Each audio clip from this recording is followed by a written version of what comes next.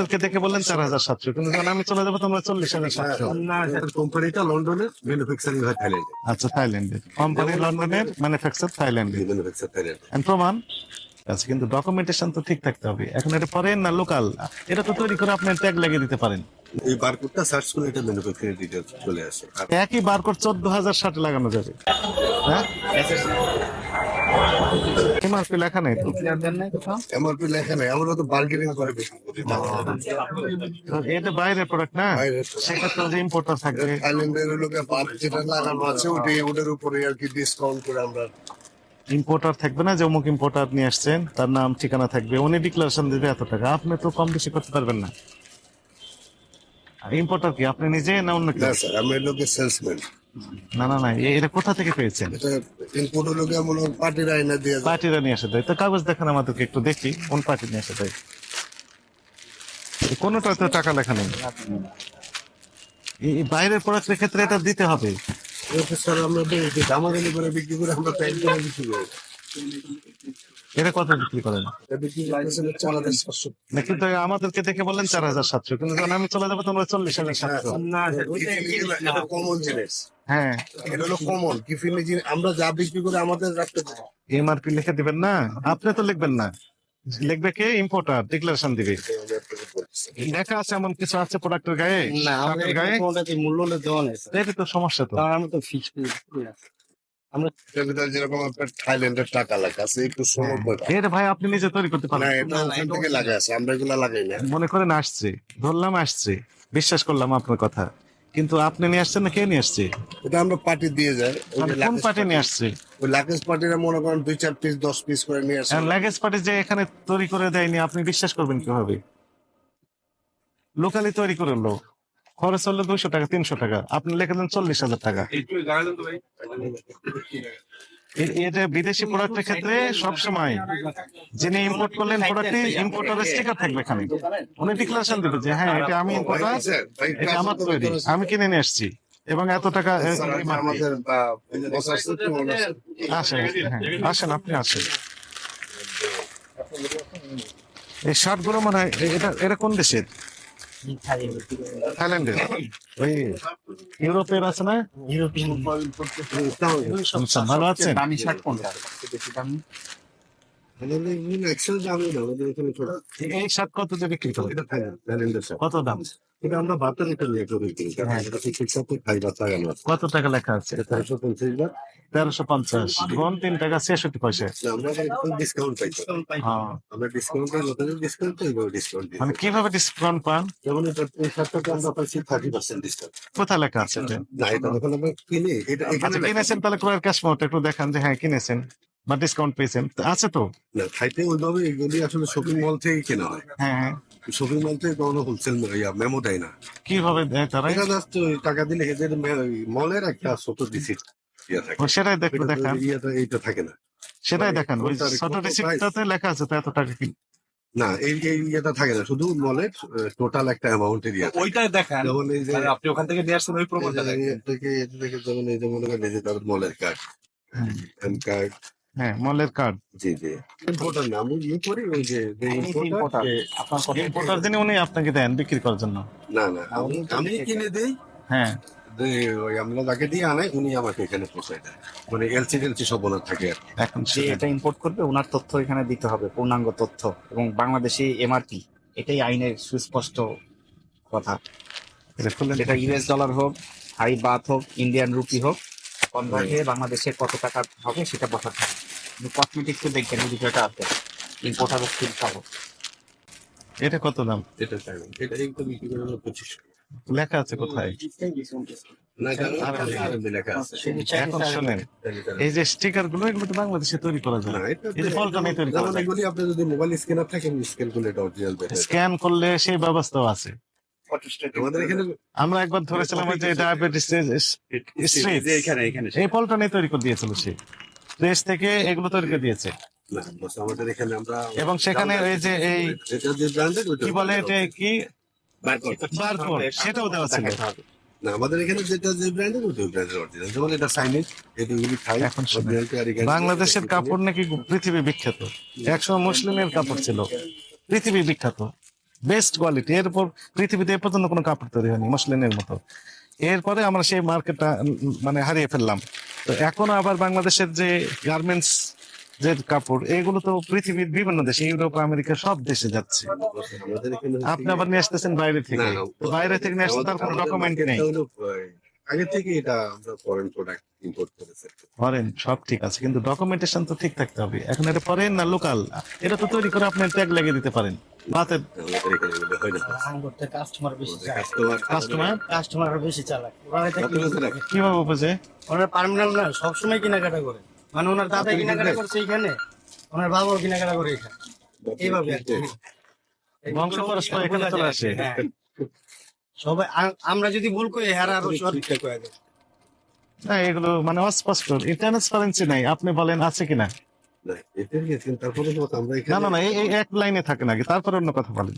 আমি যে কোশ্চেনটা তুললাম, যে আপনি যে ব্যবসা করছেন, এটা কি লেখা আছে লন্ডন? এটা কোন দেশের বললেন? এটা থাইল্যান্ডে। থাইল্যান্ড। এটা কি লেখা আছে যেন? না, এটা জঙ্গল ফুড অফ লন্ডন, অর্থাৎ এটার কোম্পানিটা লন্ডনের, ম্যানুফ্যাকচারিং হয় থাইল্যান্ডে। আচ্ছা, থাইল্যান্ডের কোম্পানি, লন্ডনের, ম্যানুফ্যাকচার থাইল্যান্ডে। Manufacture Thailand. And প্রমাণ?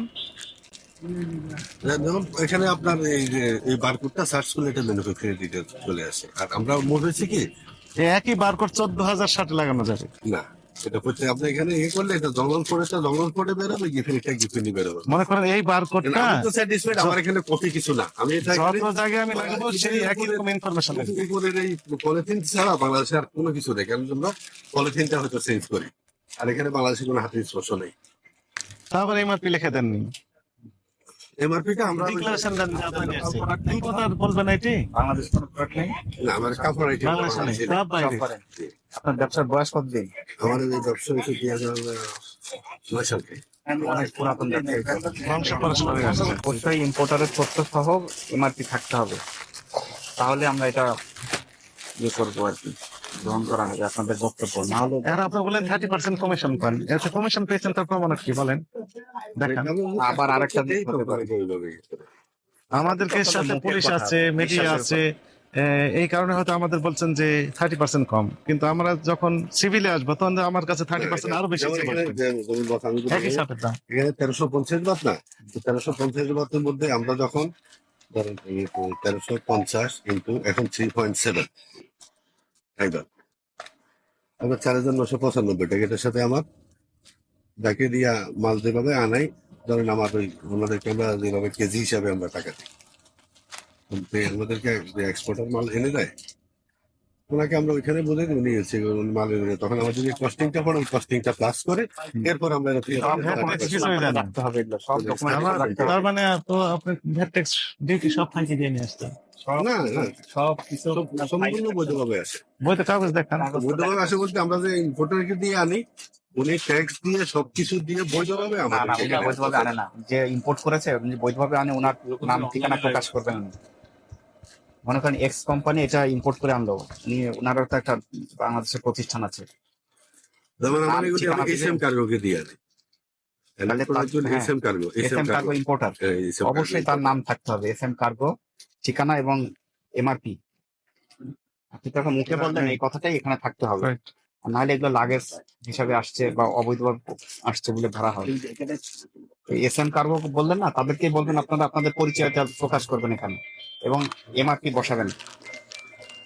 তারা কনভার্ট করে ভ্যাট ট্যাক্স সহকারে কত আসবে এটা উল্লেখ করবে, এটা আপনার দেওয়ার কোনো এখতিয়ার নেই, না, এগুলো নিয়ম। ইম্পোর্টারের কোনো। এখন আপনার যদি ইম্পোর্টার কাগজ থাকে তাহলে আমাদের দেখাতে হবে, তাহলে সেক্ষেত্রে আমরা সিদ্ধান্ত এখন পরে যা দেবো। বললেন সবই তো মৌখিকভাবে বলছেন যে আমরা আনছি, কিন্তু আসলে তো কোনো ডকুমেন্টস নেই।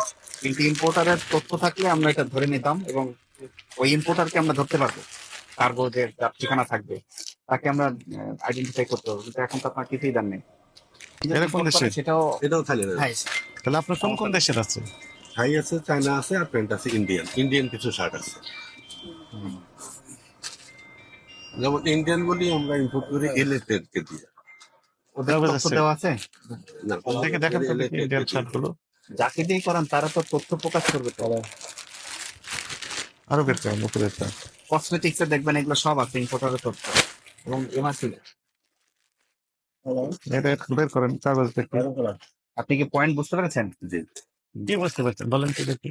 সবই অবৈধ পণ্য এগুলো। হ্যাঁ, না তারা এগুলো 100% বৈধভাবে এটা আপনি মৌখিক কথা বলছেন, আইনের ভাষায় এটা অবৈধ। কাগজপত্র আছে আপনার? কাগজপত্র নেই? কাগজপত্র আমাকে একটু খুঁজে দেখতে হবে। কাগজপত্র থাকলেও এখানে কত কোনো সময় লাগবে খুঁজে ডকুমেন্টস দেখতে? নেই। খুঁজে দেখতে কত সময় লাগবে? কাগজপত্রগুলি কোথায় একটা কাগজপত্র অবশ্যই আমি পাবো, কারণ আমার এখানে অবৈধভাবে কোনো কিছুই করা নেই। সবগুলো বৈধ? জি 100% বৈধ। 100% বৈধ? আপনারা যখনই আনবেন কারণ আমি এখন আমি আপনার- ব্যাড ট্যাক্স দিয়ে ইম্পোর্ট করি, ওনারা ঠিক আছে। এডিবি অ্যাডভান্স স্টেট ব্যাড দিয়ে ইম্পোর্ট করে। তাহলে আমাদেরকে সকল কাগজপত্র দেখান। ভোক্তা যখন কিনতে যাবে সে কিন্তু আপনার কাগজপত্র চেক করবে না, আপনার ফাইলপত্র চেক করবে না, সে দেখবে এমআরপি কত আছে বাংলাদেশি 10 টাকা, 12 ইম্পোর্টারকে টাকা। ইম্পোর্টারকে অমুক প্রতিষ্ঠান নিয়ে আসছে, আপনার কাছ থেকে কিনবে, অসুবিধা নেই। ইম্পোর্টার দেখবে এবং দাম দেখবে। কোনো সমস্যা যদি হয় আপনি দোষারোপ হবেন না, হবে ইম্পোর্টার, আমরা তাকে ধরবো। কিন্তু এখন কিন্তু কোনো ট্রেসিবিলিটি নাই। নেই। কি বুঝতে পেরেছেন? একটা অপরাধ আপনি করেছেন, যদি কাগজপত্র আমরা থাকেও সেক্ষেত্রে একটা অপরাধ হয়েছে, ইম্পোর্টারের তথ্য তো এখানে যেহেতু নাই। এমআরপি এখানে লিখে দেননি, ইম্পোর্টার ডিক্লারেশন দেয়নি যে আমি ইম্পোর্টার, আমার নাম এই, আমার ঠিকানা এই জায়গায়, এত টাকা এমআরপি। এনে ওনারা ওইভাবেই আমাদেরকে এটা দিতে হবে, প্রত্যেকটাতে ট্যাগ লাগিয়ে দিতে তুমি হবে। আমাকে এত পিস দিলা, এগুলো কোনো বৈধ এগুলো প্রক্রিয়া না তো। আসলাম, আমি তোমাকে এত পিস। না, এটা আপনার যে প্রত্যেকটা প্রতিষ্ঠানের মাধ্যমে আনেন তাকে বলবেন যে আপনার নাম ঠিকানা সহ, দোকানের নাম ঠিকানা প্রতিষ্ঠান সহ এমআরপি বসিয়ে দিতে। কাস্টমার আপনার ফাইলও চেক করবে না, ভ্যাটের কাগজও চেক করবে না। কাস্টমার এন্ড কাস্টমার যে সে আপনার প্রাইস দেখবে এবং কে ইম্পোর্ট করেছে সেই তথ্য সে পেয়ে যাবে। এবং এই শার্ট নিয়ে কোনো কমপ্লেইন থাকলে ইম্পোর্টারকে আমরা ধরবো, যে আপনি কোন দেশ থেকে কোথা থেকে কিভাবে আনছেন আমরা ধরবো, কিন্তু তার তো কোনো তথ্যই নাই। যে কোনো কাগজ আছে কিনা সেটা একটা ইস্যু, যে কাগজ আমি সেটার একটা ইস্যু। আরেকটা ইস্যু হচ্ছে যে তো আপনি বিদেশি প্রোডাক্ট ইম্পোর্টার নেই এবং ট্যাগ লাগিয়ে দেননি, এটি আরেকটা ইস্যু। তো এই অপরাধে আমরা আমলে আপাতত নিলাম, আর আপনাকে আমরা সময় দিলাম কাগজপত্র দেখানোর জন্য। এটার যে প্রাইসটা, যেমন আমাদের প্রত্যেকটা প্রাইস একটা প্রাইস ওপেন পাবেন আপনার, প্রত্যেকটা যেমন থাইটা থাই বাত লাগানো থাকে, ইন্ডিয়ানটা ইন্ডিয়ান রুপি লাগানো আছে। কারণ আমি ইচ্ছা করলে আপনাকে যে এটার যদি আমার বাত লাগানো থাকে, আমি 10টা টাকা আপনার থেকে বেশি নিতে পারবো না। আর যখন আমি এটা ফেলে দেবো তখন আমি ইচ্ছা মানে আমার মনে করে প্রাইস লাগাই দিতে পারবো। আপনার ইম্পোর্টারের নাম কেন ডিসক্লোজ করেন না? না, এগুলি তো আমরা ইম্পোর্ট করে আনার পর আমাকে বুঝে দেওয়ার পর এগুলি নর্মালি আমি সাধারণত স্বচ্ছতার জন্য আমি আমার প্রত্যেকটা ট্যাগ রেখে দিই, আমি একটা ট্যাগও ফেলি না। যেটা যেই দেশের, যেমন এটা থাই, কোনটা ইন্ডিয়ান, কোনটা চায়না, তো প্রত্যেকটা ট্যাগ রেখে দিয়ে আমি তখন দেয়। ট্যাক্স ফাঁকি দিয়ে আসে কিনা এগুলো? এগুলি বৈধভাবে আসলে ট্যাক্স ফাঁকি দেয়, এগুলি এডিবি অ্যাডভান্স স্টেট ব্যাট দিয়েই আসে, ট্যাক্স দিয়ে ব্যাট দিয়ে এগুলি যে ইম্পোর্টার আমাকে এনে দেয়, ওনার তো লাইসেন্স, ওনার লাইসেন্স আছে, উনি এলসি করে মাল এনে তারপরে আমাকে দেয়। শুধু আমার না, এরকম কয়েকজনের মালে একাত্রে করে উনি একটা এলসিতে মাল আনে। আচ্ছা, ওই যে এখানে ইম্পোর্টারের কোনো ইনফরমেশন দেননি, বাংলাদেশি টাকা কত দাম সেটি দেননি, এই কারণে আপনাকে এই 20,000 টাকা জরিমানা আরোপ করা হলো। আর একই সাথে ইম্পোর্টের যে কাগজপত্র আছে এই সকল ডকুমেন্ট আমাদের অফিসে আগামীকাল 9:30টায় নিয়ে হাজির হয়ে দেখাবেন। যদি দেখাতে পারেন তাহলে অব্যাহতি দেওয়া হবে, আর যদি দেখাতে না পারেন সেক্ষেত্রে এই ধারায় যে অপরাধ সেটি আমলে নিয়ে আপনার বিরুদ্ধে আইনানুগ ব্যবস্থা নেওয়া হবে। প্রয়োজনে আপনারা ইম্পোর্টারকে নিয়ে আসতে পারেন সাথে করে। আর এখন নির্দেশনা হচ্ছে যে কাগজ দেখানো সাপেক্ষে আপনি এখানে ডিক্লারেশন দিবেন, ইম্পোর্টার লিখে দিবে, ইম্পোর্টারের ট্যাগ থাকবে, এখানে এমআরপি কত সেটিও থাকবে, বাত বা ইন্ডিয়ান রুপিস, ইউএস ডলার, এগুলো এখানে বাংলাদেশি টাকায় কত সেটি থাকবে।